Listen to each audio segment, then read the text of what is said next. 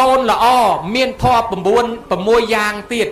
ទី1កូនណាស្ដាប់ពាក្យព្រានបដៅម៉ែឪដោយគោរពទី2កូនណាចិញ្ចឹមម៉ែឪដោយគោរពទី3កូនណាព្យាបាលជំងឺម៉ែឪពេលគាត់ឈឺទី4កូនណា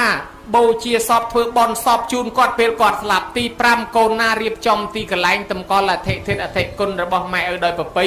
ទី6កូនណានៅតែនឹកឃើញឪពុកម្ដាយចេះតែធ្វើបន់ឧទ្ទិសឲ្យទៅកូននេះតម្កល់ខ្លួនជាកូនល្អហើយ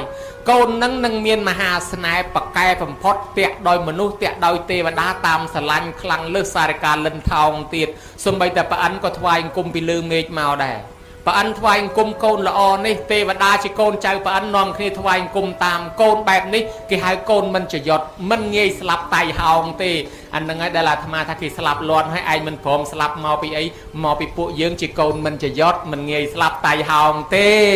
មិនងាយស្លាប់ដោយសារគ្រឿងសត្រូវ